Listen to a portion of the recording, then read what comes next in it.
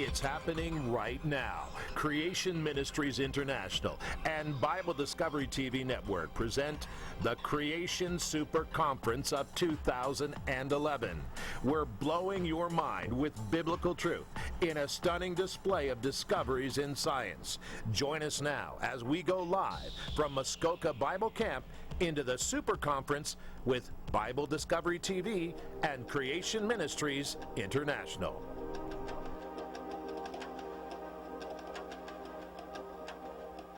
Good morning, good afternoon, good evening, wherever you are. Rod Hember here. We are live, of course, at Muskoka Bible Center, and this is the Super Conference 2011. Coming up, Dr. Robert Carter, Multi-dimensional Genome. Now, what in the world is that about? This brilliant scientist who did some amazing presentations, presented last night some amazing things.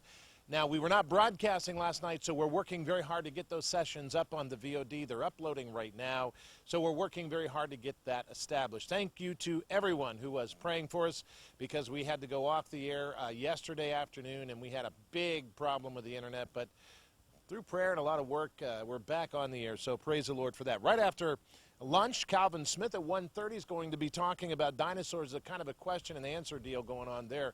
And we're going to broadcast that right here. Now, also, I wanted to remind you before we go inside that we also are on 9330 shortwave radio.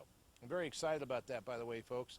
9330 shortwave radio. If you are a ham radio operator and you want to listen to the conference, let me see if I can find it here.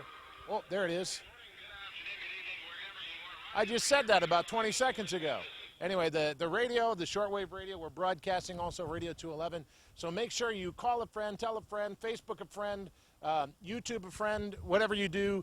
Get the link, put it in, send it around to as many people as you can, promote it, because coming up is Dr. Robert Carter, renowned, really, what do you call those people?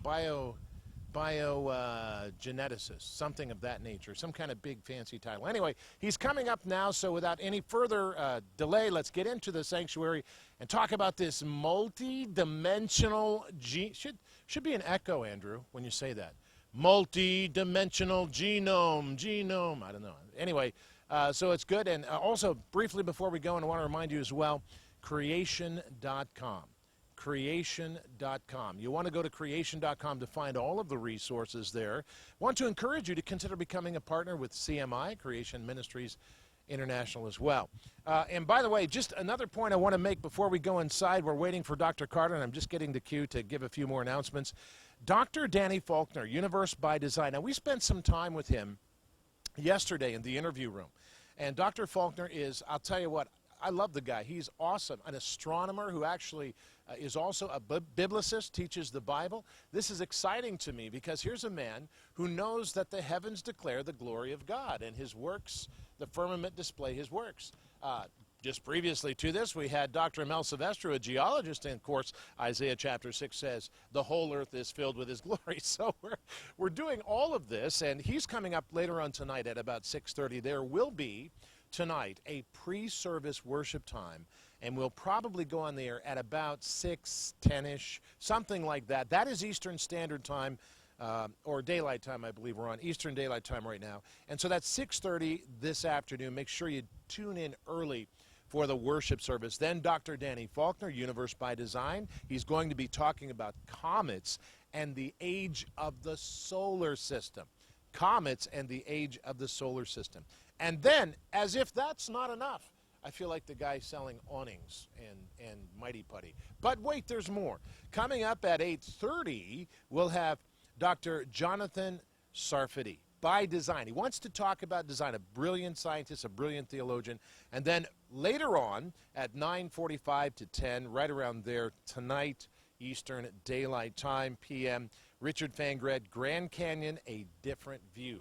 All of this coming up today. Now, here it is. It's time for Dr. Carter. Let's go inside and listen to this brilliant presentation, Multi-dimensional Genome. Center. All right. I was going to, since Emil didn't do this, I was going to boom for some books up here. You know why I didn't? Because I didn't have time to go back and get them. Yeah. He mentioned the Ice Age in one of the questions, and mentioned Mike Ord's book, Frozen in Time. It's a great book on on the mammoths and how they were frozen, and the buttercups that Emil talked about that are still in their mouths, and so on. So if you're interested in that topic, here's a book for you. Several people have asked, is there a book by Emil that he's done on this topic? Well, the answer is sort of no, but he's a contributor to this one here, Rock Solid Answers. And what this is it's a number of different people, actually, not just Emil, but other geologists, other scientists as well, tackling some of the attempted rebuttals to creationist arguments on sites like Talk Origins and so on. So evolutionists, knowledgeable evolutionists, have come along and attempted to refute some of the creationist claims, and they are defended in this book. A good book on geology at sort of a basic level. This would be good for even for kind of junior high and up, or maybe high school and up. That type of thing is John Morris's book. John Morris is the president of the Institute for Creation Research, the son of Henry Morris. That name might ring a bell. The Young Earth, and that's a great book there on geological things. All right, other announcements. If you're here and you have children, just another reminder that if you see someone making their way to the whiteboard here on the side and writing a number on it, keep an eye on that number, and if that's the number of your child, then you need to go and pick up your child or see what's going on there. It won't be in the lights, it'll be on the whiteboard over here. Has it been on the lights? Okay.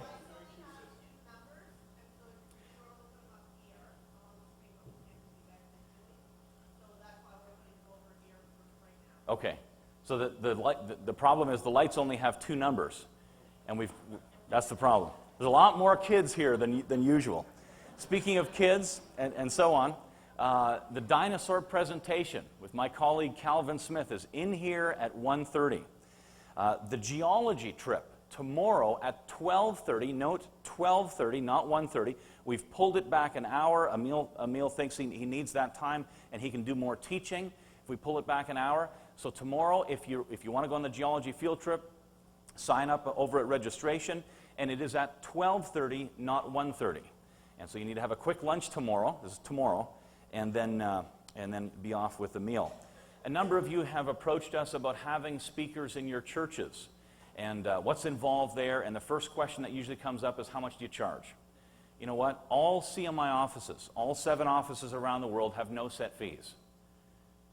We don't want to hinder small churches from having a meeting like this, to having Dr. Sylvester or Jim Mason or other speakers coming to their church. We don't want to leave those churches out and only go to mega churches. That's why we have no set fees. So it's up to the church to decide. Bigger churches can bless CMI with a bit more. Look, it's anywhere from 300 to 3,000, right? It's the church decides. If you want to have a speaker at your church, we don't want a speaker fee standing in the way of us coming to your church. Okay? So,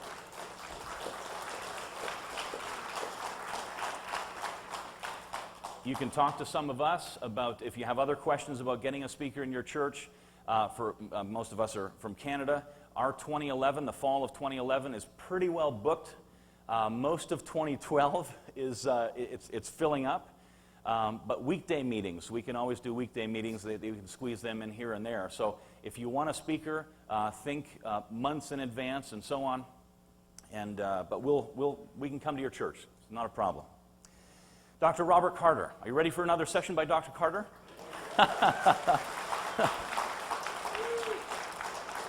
He's a busy guy. What is this, session number 4? It's number 4, isn't it? Yeah, including the night owl session last night. I can't believe how many of you stuck around for the night owl session.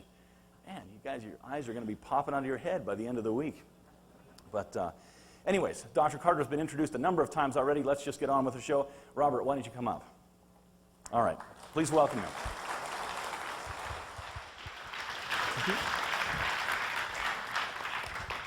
Well, thank you, everybody, for coming once again. You must be gluttons for punishment. If you heard my earlier talk, my first talk, Genetics According to Jesus, I tried very hard in that talk to go slow, to define my terms, to make sure we caught up. I gave you the seeker signal. to tell me that I need to stop and help out with another explanation. I'm not going to do that in this talk. I don't have time to begin to discuss the genome and what it is. Means we instantly get into territory that's above our heads.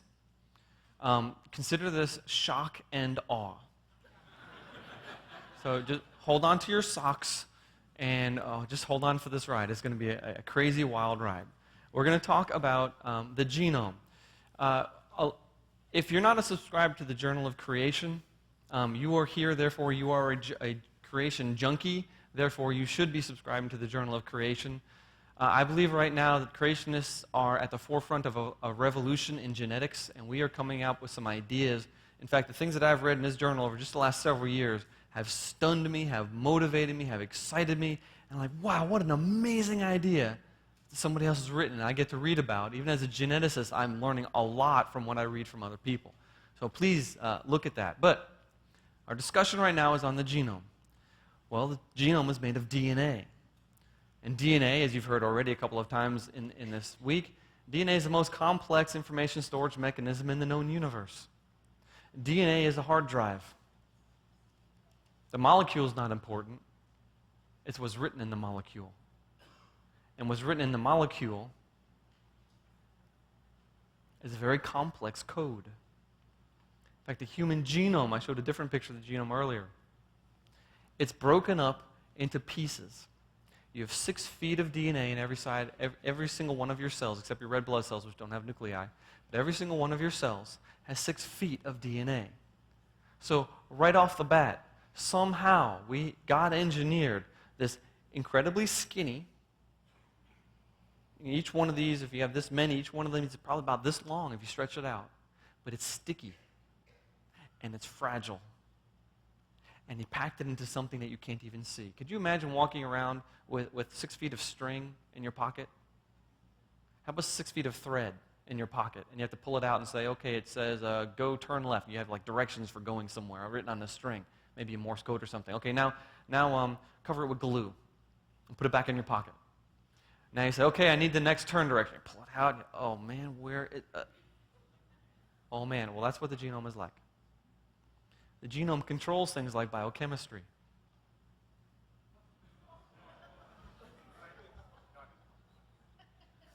And it keeps going.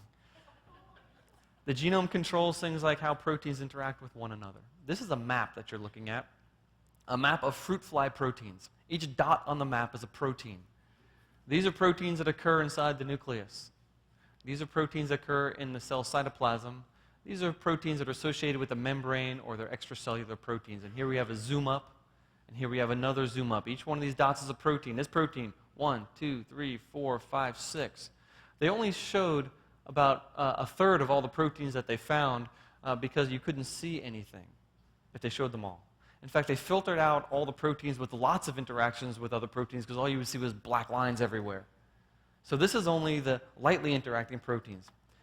One protein might be shaped like this. To interact with another protein, there's another protein shaped like this that fits on there. Oh, but there's another protein that's shaped like this, and there's another protein that's shaped like this, another protein that's shaped like this. These are specified shape interactions where proteins interact with other proteins in many, many different ways. Now looking at this right here, this is called an interactome. You've heard of a genome, right? It's the sum of your genes. This is the interactome, the sum of the protein interactions in a simple fruit fly. Simple. If you break any one of those links, you're more than likely going to get a deformed or a dead fruit fly. You can tweak the link, make it a little stronger, a little weak, a little bit, but if you break the link, you're in trouble. This is a very delicately balanced system. How did it evolve? Once it's in this delicately balanced position, how does it evolve any further? The human interactome is at least 10 times more complicated. At least. We don't even know how complicated it is because we don't know how many proteins we produce yet. We know we produce well over 100,000 proteins, but that's all we know. And each one of them is slightly different, and they all do different things. So right away, we can conclude the genome is not simple, but is more than that. The genome isn't static. It doesn't sit in one place. It changes dynamically.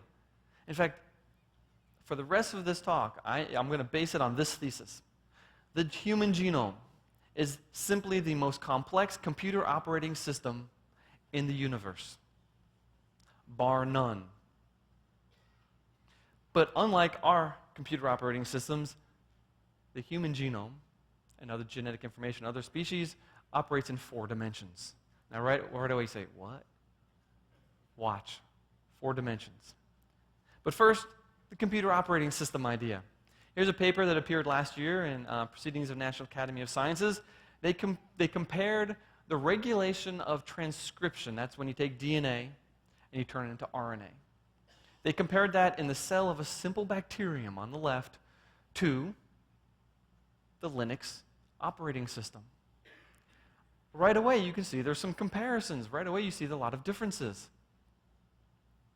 In the E. coli, the simple bacteria, there are many master regulators. There are a few master regulators that are controlling many different transcripts of RNA.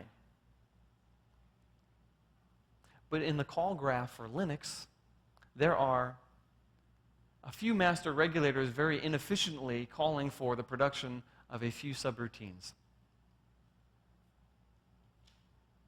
See the difference between this? One of these is designed to be modifiable. One of these is designed to do a complex set of tasks. One of these can be changed. One of these can't. Which one is designed to be modifiable? Which one is easier to change? To change this means you have to change one of these, and to change one of these or these means you're going to affect a whole lot of different functions. E. coli, the organism, the computer operating system in a simple circular chromosome for E. coli is tuned specifically to answer a set of questions in the most possible optimal way. We do not generate computer programs like that because we're not that smart.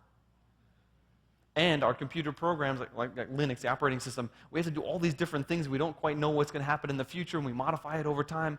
In an evolutionary sort of system, this is an evolutionary system. We can watch the evolution of this computer program over time since 1991 when Linus Torvald invented it. And that's what evolution does. This is what a brilliant designer does.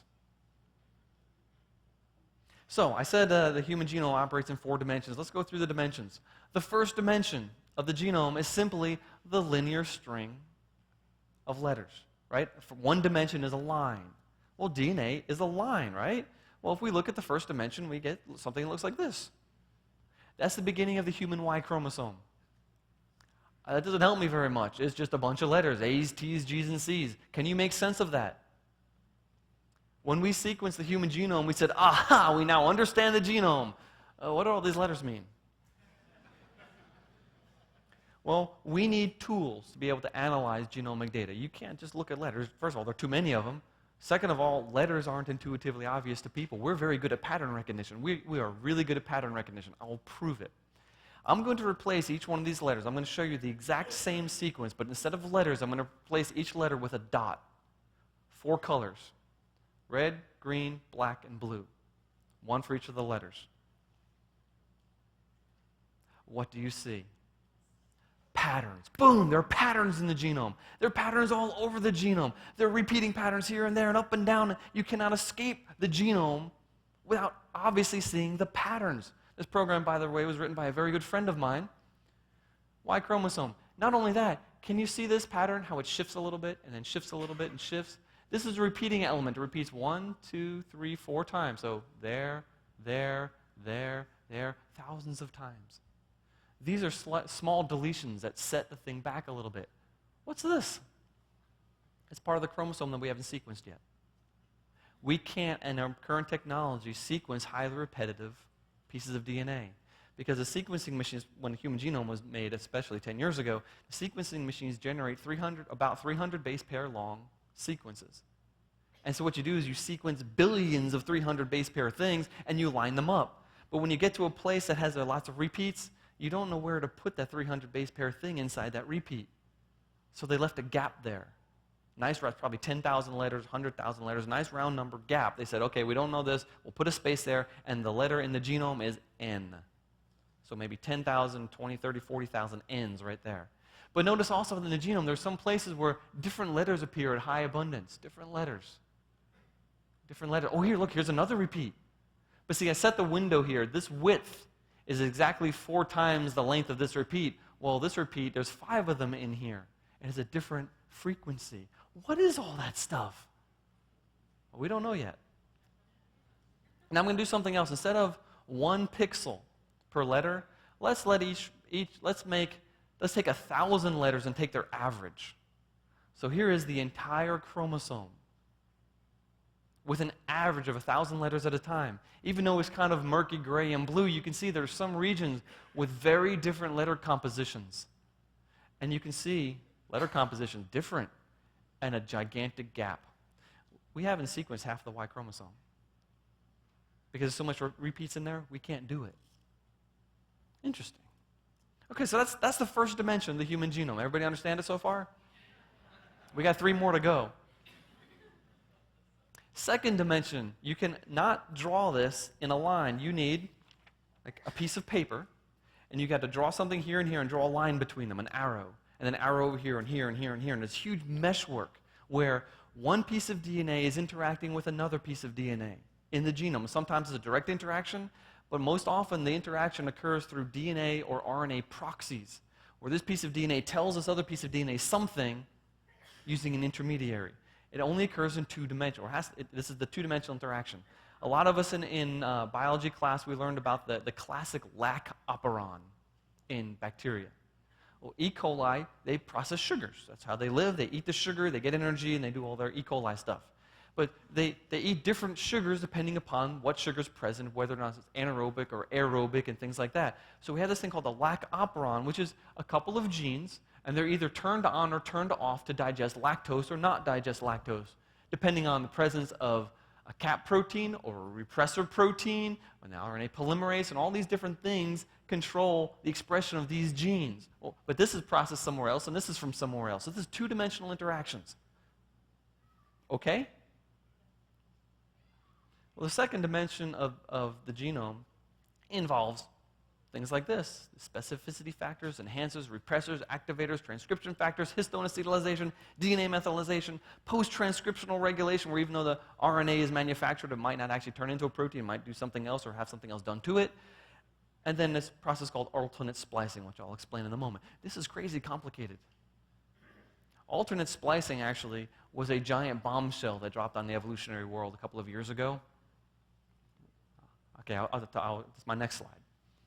I don't remember how many years ago now, I'm getting lost in time, but several years ago, the ENCODE project produced the results of their study. Now, ENCODE, Encyclopedia of DNA Elements.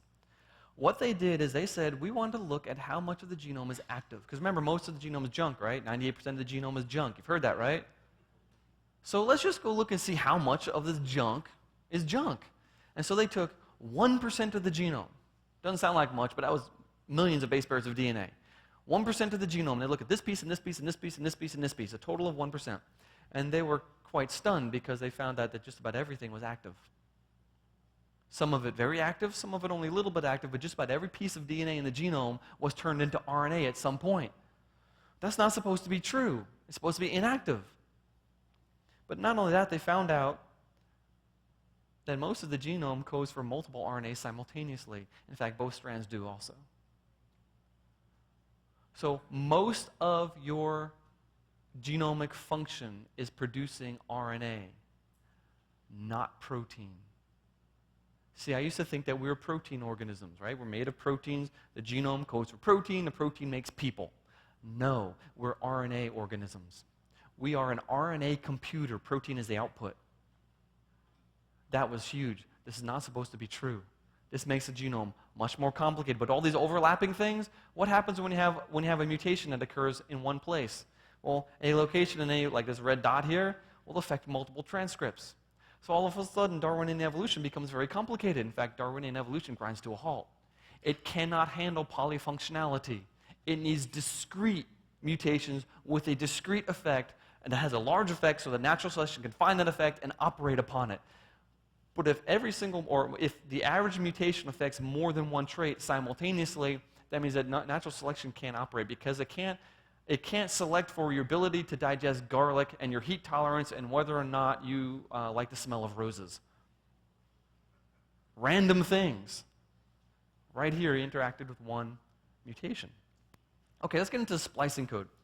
What I have up here on the screen is the double-stranded DNA stretched out, and I'm illustrating in color there a gene. Now, genes are not very simple. They're actually very complicated. Let's get rid of the second strand. Now, in the gene, we've got several interesting parts. First of all, we have the parts that code for protein, the red stuff. They're called exons. And then we have those blue pieces in between. Those are called introns. They don't code for protein. They're actually, when the messenger RNA is made from that piece of DNA, the introns are cut out and thrown away. Some of the introns actually have genes in them. Some of them have other effects in the genome.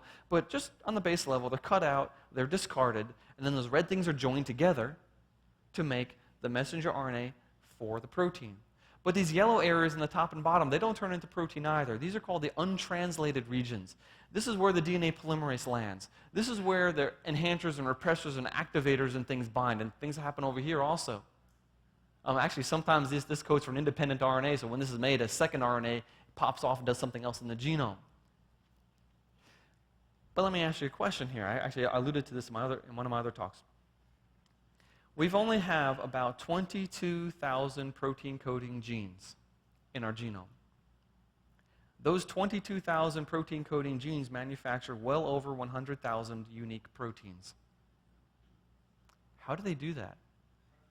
This is one protein, right? We can only make 22,000 proteins. How can we have so many proteins in our body if we only have that number of genes? Well, the answer was started to be hinted at with the ENCODE project, and since then people have worked out the sequence for it, or beginning to anyway.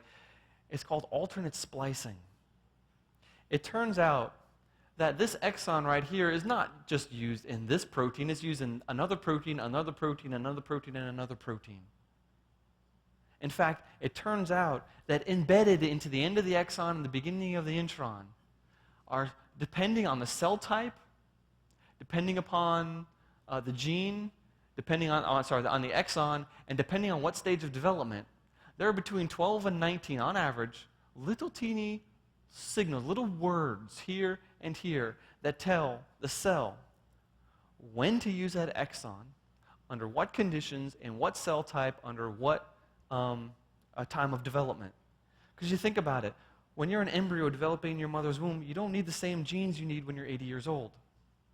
Likewise, you don't need the same genes you need when you're going through puberty. Likewise, you don't need the same genes as, let's say, I'm allergic to peanuts. So let's say I eat a peanut, right?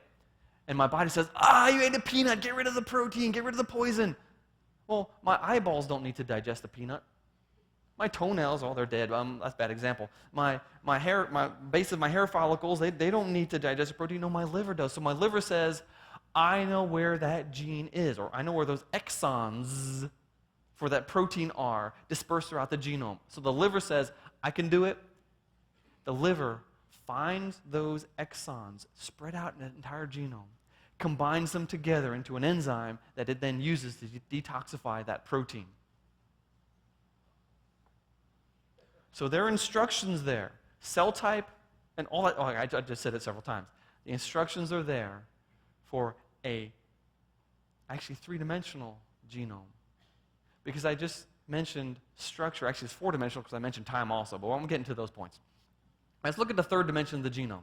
The third dimension is the architecture of the genome. It's the shape. It's a three-dimensional shape of the genome, of the DNA, inside your nucleus.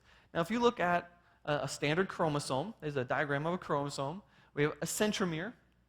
We have 2 telomeres at each end. This is very repetitive DNA. Just the same letters again and again and again and again and again and again and again. There's some genes buried in these, but we can't sequence them yet, so we don't know. Generally, we line up a chromosome with a short arm on top and a long arm on the bottom. This is called the P arm, and this is the Q arm. That's generally how we see it. Now, if we throw these things into the nucleus, what does it look like? Do they look like this? Here's a cool picture of all the chromosomes, a different color. Are they just thrown in there at random? Well, that's what I was. No one ever said it directly, but that was the assumption behind all the biology that I learned. They're just in there. Actually, no, this is a false picture, because the telomeres are apparently anchored cell membrane This is the nucleus now. I just got a giant nucleus. The telomeres are apparently anchored, at least in yeast. I'm doing centromeres first. There's a place in the nucleus called the nucleolus. This is the place where your ribosomal RNA is made. So the things that manufacture proteins, the RNA is manufactured here, and there's lots of it. So most of the chromosomes have a loop of DNA that comes in here, and each one of those loops codes for the RNA, the RNAs that go into RNA polymerase. So I keep messing that up. Wow, man, I just stumbled over that badly. That was horrible. I totally screwed that up. Okay, forget it. If you look at a chromosome, it looks like, in yeast, I know this is true for the telomeres, but it looks like the chromosome inside the nucleus looks like that, where the telomeres are anchored to the nuclear membrane, the centromeres are associated with the nucleolus, and there's loops of DNA that come through the nucleolus also. So if you look at all the chromosomes, they're actually held in space. So part of the information in the genome is a 3D configuration of the genome. But this is actually way oversimplified. This is actually silly how simplified I just drew that. Okay, here's DNA, double-stranded.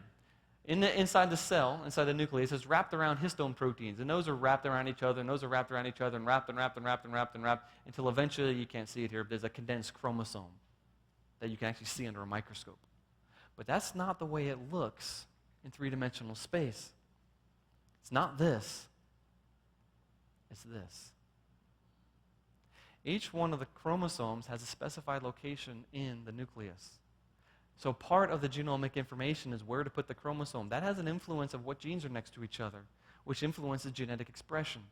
In fact, genes that are used often tend to be on the outside of the chromosome, easily accessible. Genes that are not used often, like maybe the bad peanut detoxification gene, tend to be buried inside the chromosome. Oh, but see, I'm using genes in the wrong fashion. Genes don't exist. Do you realize that? The classic understanding of gene has been blown out of the water since we've discovered alternate splicing. We do not any longer have a definition of the word gene because it's irrelevant. So what if this transcript can be made? The exon is what's important because that's going to be used here, here, here, here, and here. Now, very interestingly, when they started sequencing the human genome, they assumed that when you have a series of proteins that are needed in a row, that the genes for those proteins will be right next to each other in the genome. That makes sense. That's how I would design it if I was an architect. I put everything I needed right next to each other. But when they sequenced the genome, they found out that it was not true at all. And so the first reaction was to throw up their hands and say, see that? The genome's just a bunch of junk.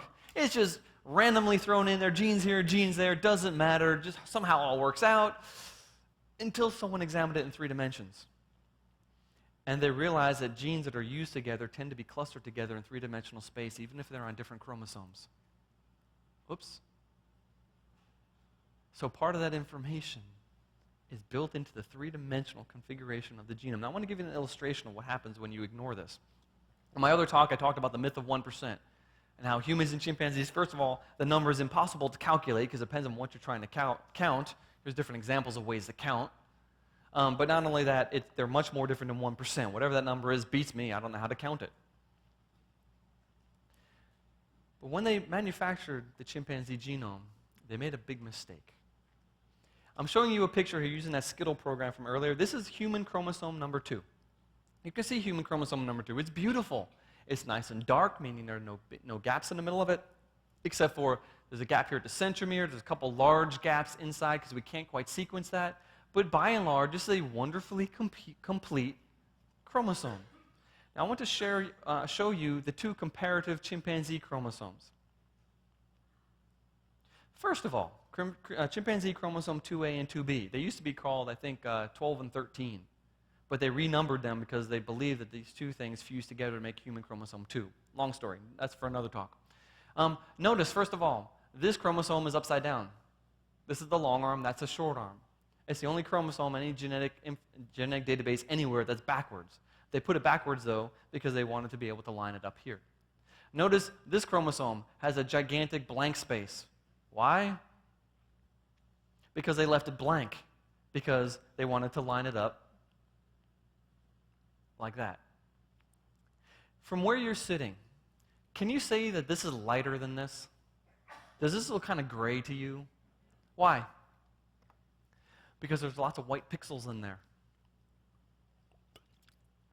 There are, in fact, 300,000 gaps in the human genome, in the chimpanzee genome, that don't exist in the human genome. Because when they made the chimpanzee genome, this is back in the dark ages of technology, it cost too much money. It cost us $3 billion to do the human genome. They didn't have $3 billion to do the chimpanzee genome, so they cheaped out. They assumed common ancestry between humans and chimps, never even bothered to test it, and they took the human genome, which was very deeply sequenced, because you had to make lots of copies of these little pieces. I mean, you had to like copy the whole genome 30 times over and then line up all the little pieces to get the complete genome. They sequenced the chimp genome about 5 or 6 times over, took the human genome and lined up the pieces on the human genome. And the result was a disaster. First of all, just very simply calculating the size of the chimpanzee genome and the human genome that I have here on my laptop that I downloaded from the government databases, the chimpanzee genome is quite a bit larger than the human genome. But not only that, the human genome has 328,000 blocks, N blocks, spaces, gaps with the letter N in it. And they're usually 10,000 letters long, 20,000, 30,000, nice round numbers. Well, the chimpanzee genome has 318,514 more. Including the big ones, the average size is only 51 letters. In fact, almost twice as much of the chimpanzee genome cannot be sequenced than the human genome because of all these gaps. Plus the fact that telomeres on chimps might be longer, which adds to the unsequenceable parts at the moment. Now, why is this true? This is true because they assume the genome is one-dimensional. They assumed common ancestry. They assumed they could take these pieces and line up beautifully, but when they tried to line up the pieces, they ran into 300,000 places where the chimpanzee pieces could not line up with the human pieces, so they left a gap there. That means that the chimpanzee genome is garbage. It's an embarrassment. It should be thrown out and redone. Cool. You'll never hear that in an evolutionary textbook. Okay, the fourth dimension. Okay, yeah, everybody okay so far? We just did 3 dimensions in half an hour, you're right? You with me? Okay. Fourth dimension is time. Time. The genome changes in the first dimension. It changes in the second dimension. It changes in the third dimension over time. We have conformational changes during development. As the embryo is turning into a baby, is turning into an adult, different genes need to be expressed, so the chromosomes rearrange themselves to expose different genes. We have conformational changes over minutes, a bad peanut analogy. The chromosomes have to open up, and literally. The nucleus reaches out, grabs a piece of DNA, snips it, unwinds it, pulls it through the other chromosomes to a place where transcription is going to occur, transcribes a bunch of RNA, breaks up all the exons and introns, repackages it to make an RNA that's going to use that protein that I need, puts all the DNA away without ever making knots, and then sends that piece of RNA outside the nucleus to be turned into protein in minutes. There are DNA rearrangements that occur, duplications that occur, and deletions that occur during development. There are some species that have pretty astounding changes in their linear string of DNA during development. Now, I don't know how much or if it happens in humans. I suspect it might, but I don't know. We also have this another time thing. DNA genes can be turned off or turned on, like hard switch, like you're off, and it's really hard to flip it back again. This is called methylation. Your cell can put a methyl group, a carbon with 3 hydrogens, stick it onto a piece of DNA. That means that the transcription machinery can't slide along that piece of DNA. That piece of DNA is turned off. Now, I'm going to use this example. I'm not going to embarrass a person. But there is a person in this room right now who was in her mother, in her mother, I already said it, during the winter of 1944 and 1945 in Holland. During this winter, the Nazis were very angry at the Dutch people. They decided they were going to cut off all train shipments, and they tried to starve the Dutch people to death. I have some letters that my grandmother's cousin wrote to her right after the war. Dear Cousin Winnie, thank you for your letter. It's okay. We have a little bit of food because we live on a farm. It's the people in the cities that are having problems. My grandmother's cousin survived the Dutch hunger winter. Many Dutch people did not. Now, interestingly, the women who were pregnant during that time, depending on which stage, which trimester they were in, their babies have had a profoundly influenced genome. The babies that were born after this have come out with a characteristic suite of metabolic disorders. And they're hardwired. And they don't turn off very easily. And it's because the mother was starving. So proteins are a problem, sugars are a problem, all sorts of problems for the baby. Crazy. And some of these things are appearing in the third generation. One reason is because the female baby in the mother's womb has her eggs already finished. So the eggs for the next generation were also starving. This is called epigenetics, and epigenetics is a big problem for Darwinian evolution. Because if you have an environmental effect that affects something 2 or 3 generations later, this person over here might be getting killed off or selected against for something that has nothing to do with it. It makes natural selection really spongy. It makes natural selection not be able to target anything because the biggest effect, epigenetics produces measurable effects. Most mutations don't produce measurable effects. So the measurable effects that natural selection even might be able to operate on, if it operates at all, might be killing off or not killing off people that have nothing to do with actually the mutations they carry. Oh, man. All right, I'm going to share this with you. This has had a profound, I believe this one chart has changed my life. This here is, they took a bunch of men who had pre-prostate cancer. They hadn't had prostate cancer, but they had prostate issues. And they took a biopsy, and they said, come back in 6 months. And they took another biopsy. And here, I'm gonna split this chart in half. This is before, this is 6 months later, and it had a control group of men also. And what we're looking at is a bunch of genes. Each column is the genes in a man. And each row is a gene. So these are hundreds, if not thousands of genes here. That horizontal line breaks the difference between the good genes and the bad genes. Now in this case, green is off, red is on. Bad genes are genes that are dealing with detoxification, fixing things that are broken, stress genes. Good genes are general health genes, building up genes, genes that deal with just general regulation. Look at what happened. Do you see a profound shift in the gene expression in these men? You know what they told the men? Go home, start these general diet and exercise guidelines. Just follow these guidelines. Nothing specific. Just generally, this much exercise, these kind of foods, come back in 6 months, and they had a profound shift in hundreds, if not thousands, of genes that either turned on or turned off just based on a simple environmental change. You see where I'm getting at? The goal in life is to do this. Most people do this. And their life is horrible for decades before they die.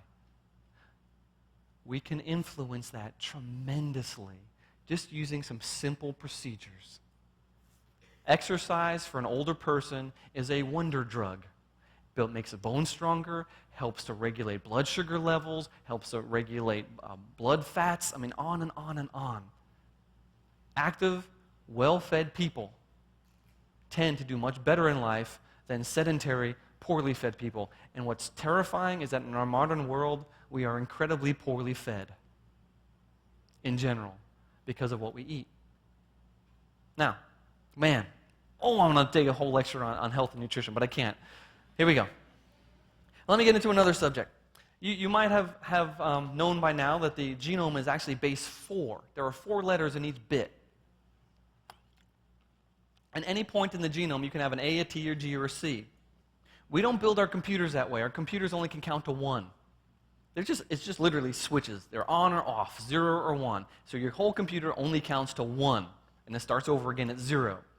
Well, the DNA, our numbering system, our base 10 numbering system, starts at 0, goes to 9, and then when we run out of digits, we start at 0 again. Computers only count to 1. DNA counts to 4. Why are there 4 DNA letters in each protein? 4 DNA letters in DNA. And why do 3 of those letters code for a single amino acid in the protein? If you take 3 letters, 4 times 4 times 4 is 64. God could have coded for 64 different amino acids, but he didn't. He only codes for 20, plus a stop codon. Why? This is one of the biggest puzzles in the genome. It's called codon degeneracy. Here, what I've listed here are all a codon is the 3-letter sequence that codes for an amino acid. So these are amino acids. There's a stop codon there. These three combinations say stop, stop, or stop. And look, some of them have 6 different codons. Some of them have 1. This is also the start codon, by the way. Every protein starts with methionine, ATG. Why on earth does this system exist? See, degeneracy to an evolutionist, it's just junk. Doesn't matter. You can take this and change it to that, and nothing happens. You can take one of these and change it to that. It still codes for the same amino acid. The protein doesn't change at all. Look at all that. Actually, it's not necessarily true. Because, well, first of all, some of these are very common. The transfer RNAs that are floating around in the cell, some of them are very rare. Some are very common. So if you place a very common one with a very rare one, your protein translation might pause as it's waiting. And that actually, in some cases, has been shown to mess up protein folding. And all of a sudden, the protein doesn't work anymore, in some cases. All codons are not alike, necessarily. In fact, after the protein is made, there's a thing called a chaperonin molecule. And I know CMI has a video, and I forgot to put it on my computer before, and it's terrible. Maybe we'll show it to you later. After the protein is made, it goes into a chaperonin molecule. And the chaperonin folds the protein up, and it pops out folded. You know what happens if it folds improperly? The protein is thrown away and chopped up. That means the chaperonin molecules put a limit on how much a proteins can change. That means that evolution is constrained by things inside the cell that aren't allowing the cell to change because they know if it changes, it's going to die. Darwin had no idea about that. Now, why are there 64 codons for 20 amino acids? Very simple. Actually, not very simple. Here's the conclusion. To allow for multiple overlapping codes simultaneously. God had to code, when he built the genome, he had to code for protein structure and folding, protein function, based on the amino acid letters in a row, but also the intron-exon boundaries, a little signal at the ends of the introns and exons say, I'm an intron, I'm an exon, cut here. But it says at the same time, it says, put a methionine, a histidine, a guanine, and a cytidine. Oh, sorry, it mixes up, those aren't amino acids. Put these 4 or 5 amino acids there, overwritten at the same time. But also we have all these alternate splicing codes, 12 to 19 little codes right there at the end of the introns and exons, all piled on top of each other. Plus, the DNA is wrapped around histones. Well, the histone protein sticks to DNA that has a characteristic set of nucleotides, a characteristic code. And so within that protein code, there is, at the same time, this letter and this letter and this letter have to be in the right spot so it can fold around a histone. So what this allowed God was to use perfectly acceptable alternate readings in order to code for multiple things instantaneously. It would be like reading this page and realizing that's also a recipe for foie de gras. And it tells you how to fix your outboard motor. Whoa, that's complicated. But that's why we have codon degeneracy. We would not be able to live without it. Now, I want to talk about junk DNA for a second. Junk DNA was a necessary extrapolation from evolutionary mathematics. Back in 1958, Haldane came out with what's now called Haldane's dilemma. He said there has not been enough time in evolutionary history to fix all the differences between humans and chimpanzees. It takes too long. So Kimura in 1968, he said, well, what if most of the genome is non-functional? And then Ono in 1972, he coined the term junk DNA. Most of the genome's just junk, 98% junk, whatever, it just doesn't do anything. Natural selection only has to worry about those little teeny bits that actually do stuff, supposedly solving Haldane's dilemma. Well, interestingly, in the early years of the Human Genome Project, there were calls from the establishment to not sequence the junk DNA. Why would anyone want to do that? Just sequence the coding proteins. We would have missed it. If we had done that, we still don't know how the genome functions necessarily, but we would have absolutely no idea how the genome functions had we not sequenced what they once thought was junk DNA.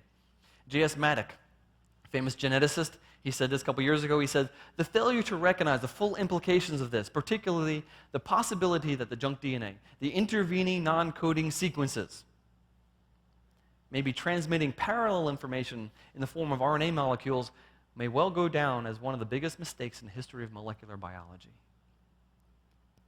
They assume junk. It's not. So what's the genome? Well, the genome is a multi-dimensional operating system. It has built-in error-correcting and self-modification codes. And there are multiple overlapping DNA codes, RNA codes, and structural codes. There are DNA genes, there are RNA genes. In fact, most of your genome is designed to produce RNA. And that RNA somehow controls the production of the DNA genes that code for protein.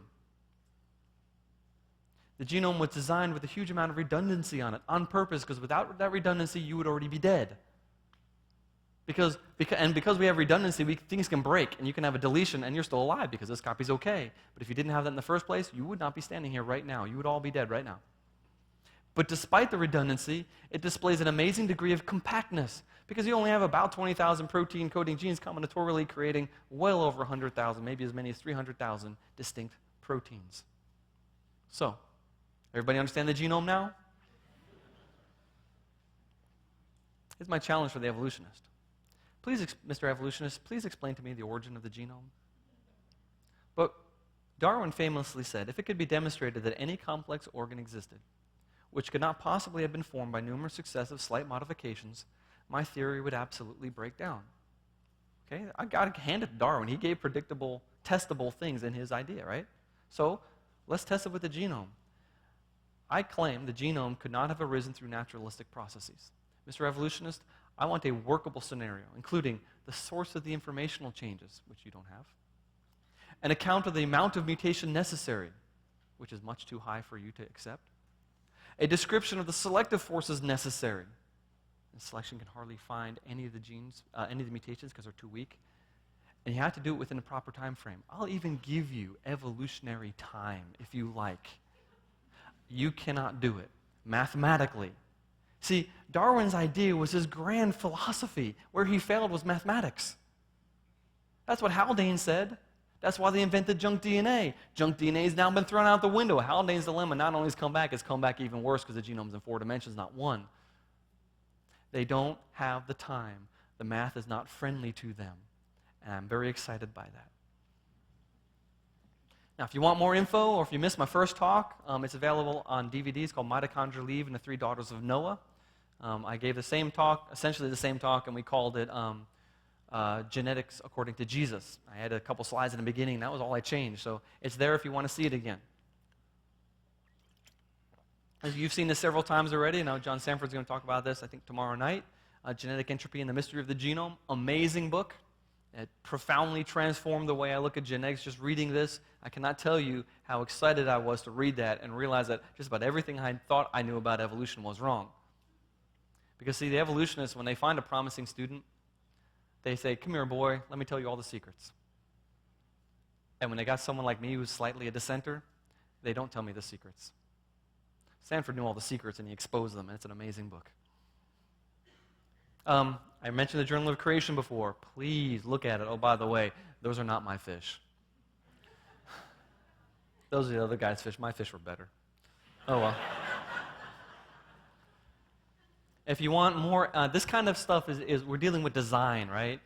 Jonathan Sarfaty's book, By Design, is an amazing, amazing book. It's just page after page after page of really cool facts. If you want to be awed by the designing hand of your creator, that's a great place to turn.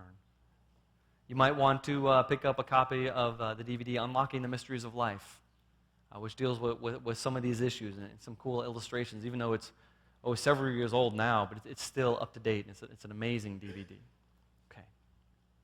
Well, that was 50 minutes, and I'm very glad to have only gone 50 minutes because I think your heads would have exploded if I added 10 more minutes of information.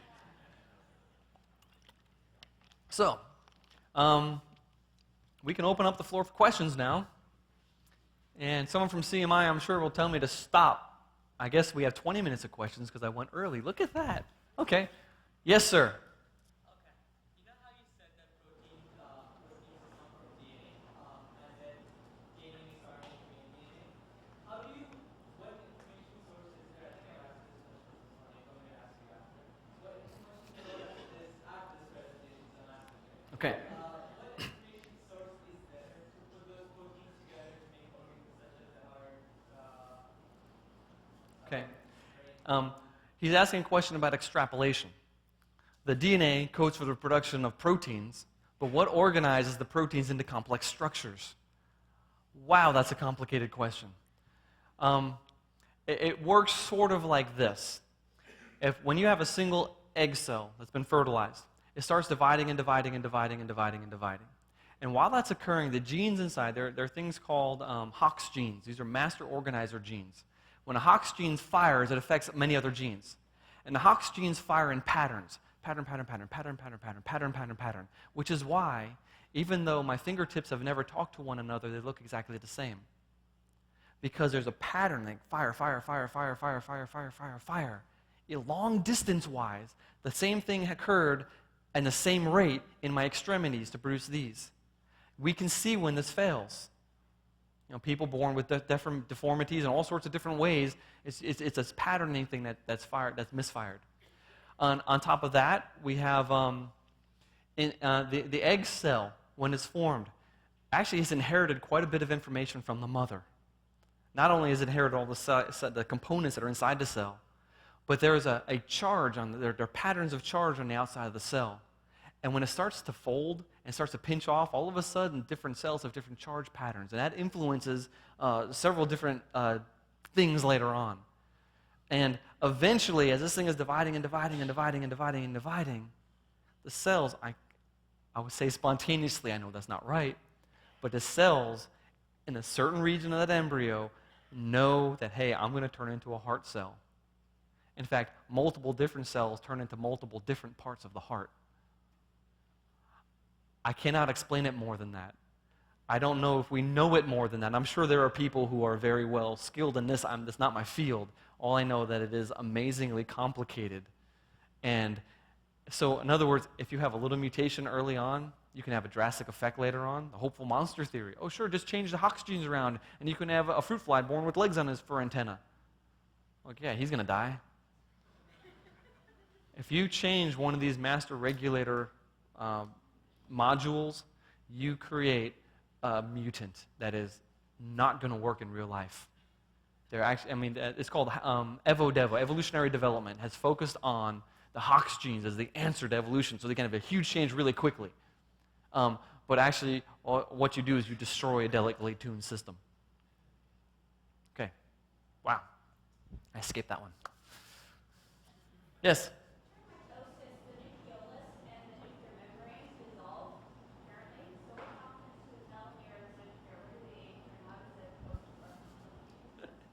During cellular division, the nuclear membrane, nucleus dissolves. So what happens to the centromeres and the telomeres?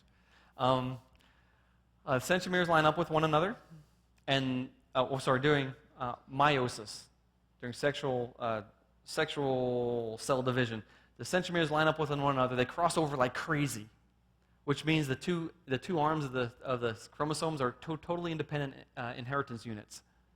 Because there's so many scramblings, it's random on which one is associated with which one. Somehow they're associated with the spindle. Somehow because when they separate, the centromeres that are pulled apart, and then the chromosomes go like that, and the last thing that separates it is the telomeres. But beyond that, I don't really know. Perhaps people are learning that now in high school, and I didn't, but I never really studied it in college either. Great question. Let's Google it later. Sir? I was going to ask you, in terms of age and length of life, when people live to a certain point, they say genetically that may have a factor. You also mentioned, exercise and nutrition also have a factor too. Can you kind of tell us how that works? What is sort of okay, it's predetermined you're going to live only because it's length of time regardless of what maybe you eat or drink or how you take care of your life, you know what I'm saying? There is a very complicated interaction between our genes and our environment to influence lifespan and health. It's very complicated. However, we know the genes that influence longevity. We can double the lifespan of a mouse by tweaking those genes just a little bit. We can also double the lifespan of a mouse by simply giving it half the food it wants to eat. Maintaining a nutritionally balanced diet with half the calories, the mouse will live longer. That's actually been demonstrated in multiple species. It's called caloric restriction. There are certain people groups in the world that live very long. There are people living on the island of Sardinia. It's estimated that 70% of the people on Sardinia are the original inhabitants of Sardinia, or descended from the original inhabitants thousands of years ago. Well, the people living in the highlands, there is an exceptional number of people living to over 100 years old up there. There's a group of people in Japan that are like that, and there's a bunch of little old ladies driving around Loma Linda, California that are over 100 years old also. Those little old ladies are Seventh-day Adventists, and they've been vegetarians all their life. I'm not a vegetarian, by the way. I love meat. But, so here we have genetic things. The people in Sardinia and Japan, genetics.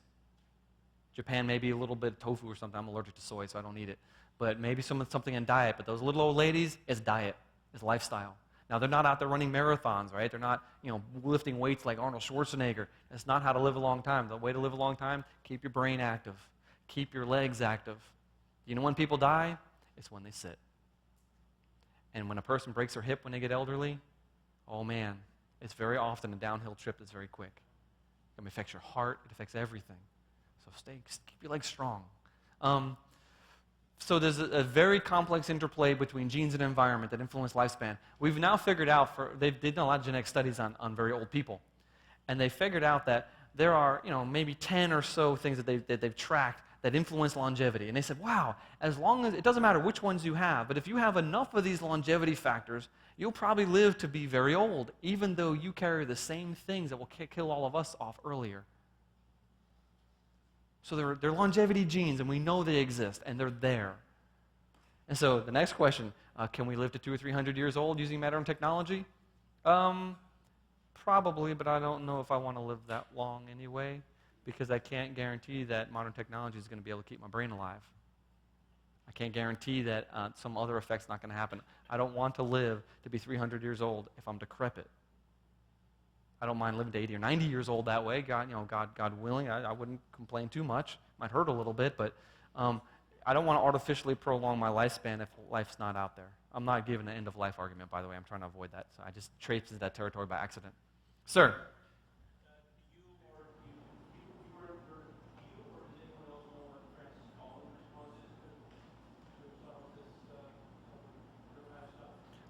The question is, do I or anyone else I know what Francis Collins' response is to any of this stuff?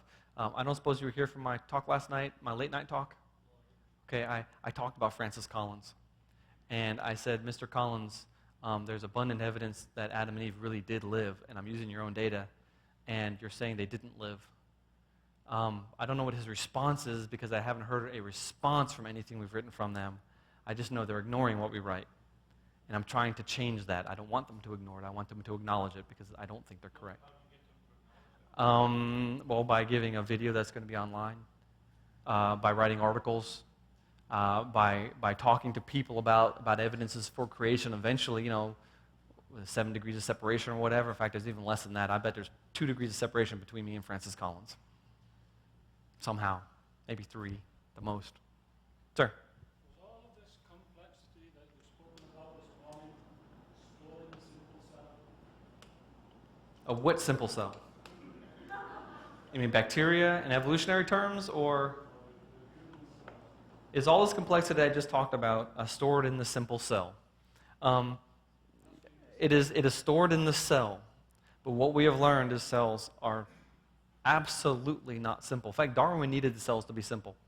To Darwin, inside the cell is just a bag of salts. It's protoplasm. Actually, the word protoplasm has an evolutionary connotation to it. But just protoplasm inside the cell. And so for him, it was easy to imagine a cell changing shape or color, whatever. But once we learn the mechanism inside it, evolution is becoming less and less tractable every day because of complexity. Complexity is the antithesis of what evolutionary theory needs.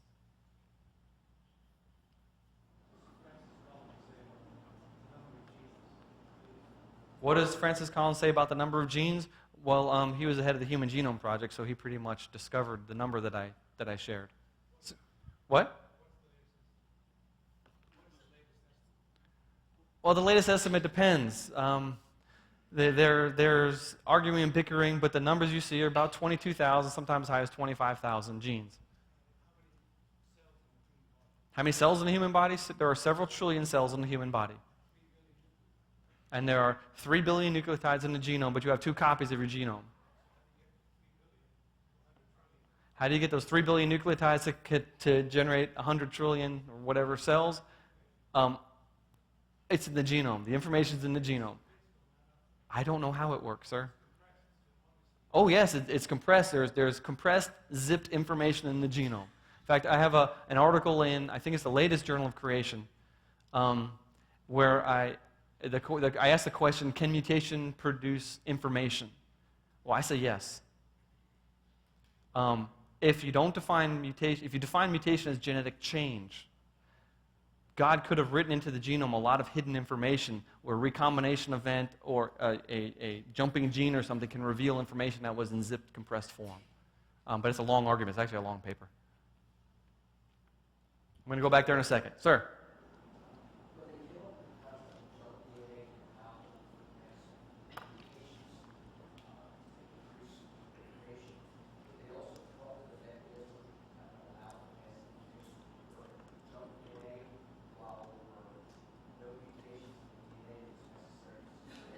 When they come up with the idea of junk DNA, did they come up with a way to say that, a way for lots of mutations to occur in a junk DNA and only a few mutations to occur in the genes that are necessary to sustain life? No, they just had mutation random. As long as the target was small, the likelihood of getting mutation in the good stuff was small. But they also thought that their number of mutations to them was small. Actually, Haldane also said that if there was 1 mutation for every 10 people, we'll go extinct. Because that means that 10% of the population would have to be killed off to get rid of the mutations. Well, there's 100 mutations per person. He's 3 orders of magnitude off from the extinction level.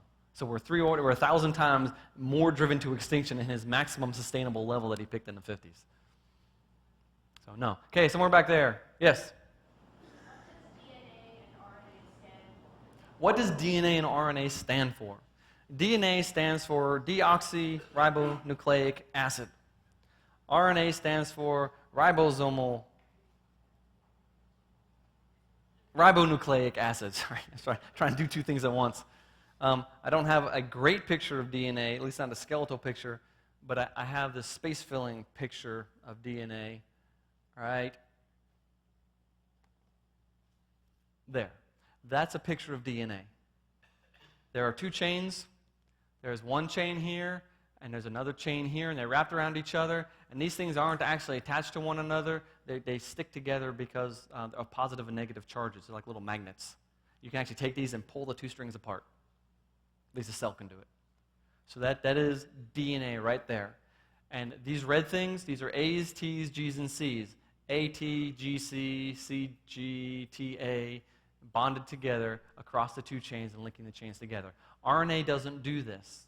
RNA doesn't generally form a double helix. RNA is a single-stranded molecule that's extremely fragile. See, the double-strandedness of the DNA, plus a little bit of the chemical differences, help it stay together and help it from destroying itself. RNA breaks down very rapidly. Sir? How often is the DNA replicating itself? Well, every time one of your cells divide, the DNA has to replicate, and that's going to probably happen about 1,000,000 times a minute in your body. I don't know, 1,000,000 times? If you think about it, probably that many. I don't know. I forget how fast it occurs. You can watch it in real time. I don't remember how many minutes the cell takes to replicate the entire 6 billion letters in your genome, but it's incredibly fast. Faster, certainly, than we can read. Yes, way in the back.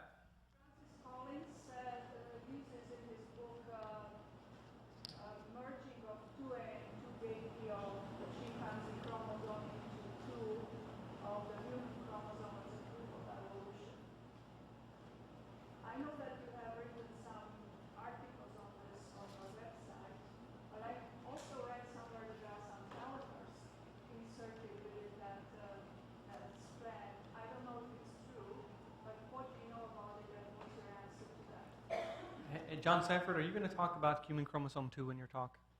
No. Okay. There's an evolutionary argument. In fact, I think if I show this one right here. Many years ago, when people were doing karyotypes of humans, they also did a karyotype on a chimpanzee. And I said, look at that, chimpanzees have less chromosomes than we do. They were missing a pair of chromosomes. Where is that pair of chromosomes? Well, they think they found it here. Our chromosome number 2. Chimpanzees, I think it was 11 and 12. If you look at chimpanzee 11 and 12, the banding pattern here and here matched up with this part and this part of chromosome 2. They said, aha! In evolutionary history, humanity had a chromosomal fusion. And our chromosome 2 is a result of the fusion of 2 ancestral chimpanzee chromosomes. Now, they said, oh, this is a confirmation of evolutionary predictions. Actually, it was no confirmation of anything whatsoever.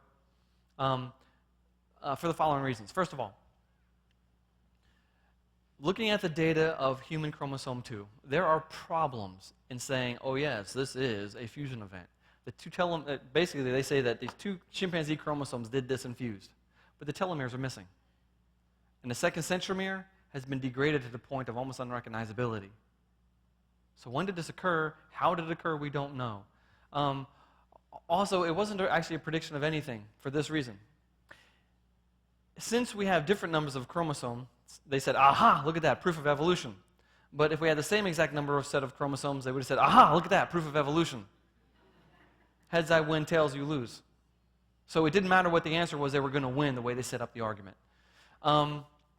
Now, I do believe that I don't necessarily believe that there was no chromosomal fusion in human history. I don't believe there's 2 chimpanzee-like chromosomes or 2 ancestral chromosomes fused, but it might have been 2 human chromosomes. I believe we need to study this more. And the reason is this. We have seen chromosomal changes in species we know about, the difference between horses and donkeys.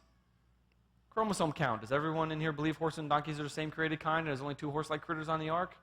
Well, that means that in those last 4,000 years, a chromosomal change has occurred in this lineage to produce viable species that hardly can interfertilize anymore. They make a mule. Only a very rare mule is fertile.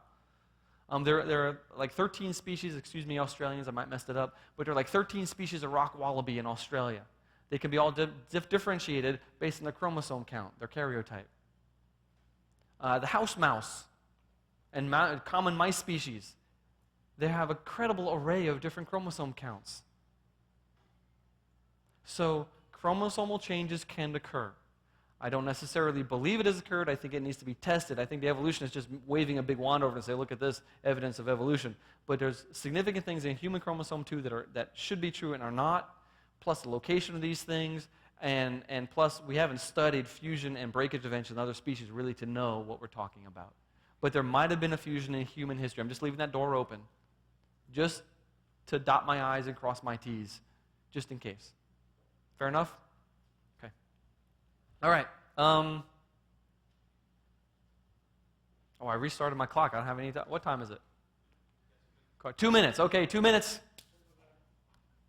Sir? You mentioned peanut allergies. Yes. Food allergies in general, is it that the protein in the food being misidentified, or is it that the liver itself is turned off that part to be able to process it? I mentioned food allergies. Is it that the protein is being misidentified, or is it the liver just turned off to process that protein? Honestly, I have no idea. All I know is from trial and error, I can't eat corn or peanuts or soy and have to minimize wheat. When my wife took me off of soy, I lost 15 pounds. So I'm back again. I have no idea. Just me. Sir? Is there something called the human genome meltdown? John Sanford is going to talk about genetic entropy. Hey, John, are you going to talk about genetic meltdown? Okay. Yes, there's such a thing called genetic meltdown. It's basically once you accumulate too many mutations, you get a runaway mutation process that will rapidly lead to extinction. It's actually in the evolutionary theory. They worry about it. They don't know how organisms that are clonal, they just have mother's daughter, mother, daughter, mother, daughter. They don't have any men in there. They don't know how they live over time because of the ratcheting mechanism of one mutation after another, and that clonal line should drive them extinct. Interesting stuff. Time, okay. Thank you all very much. Have a good lunch.